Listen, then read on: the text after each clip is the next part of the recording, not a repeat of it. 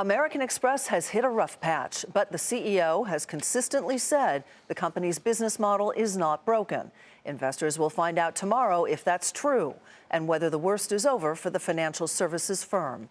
Kayle Tausche tells us what to watch for in Amex's earnings.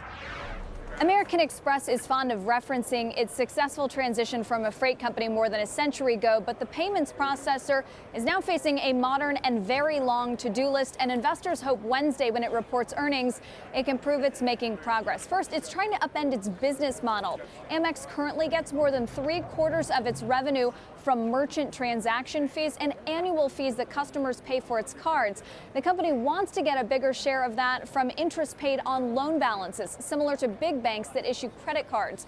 The problem is 20% of the company's loans outstanding were part of a partnership with Costco, and that's ending. So the second question is how Amex will plug that hole with partnerships with not only Costco, but also JetBlue ending. The company did say that in March, loans grew by 12% year over year, but the question is how they will plug that hole. Third, wooing millennials to the brand. They're either getting disillusioned because they're rejected for a card, or they want cash back, which comes directly out of Amex's pocket. Here's Vice Chairman Steve Squeri talking about the issue in February.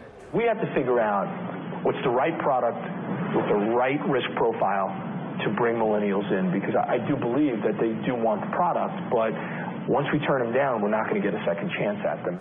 And fourth is whether a massive restructuring is beginning to bear fruit. In January, the company announced it was reshuffling a bunch of executives. It was cutting $1 billion in costs by the end of 2017.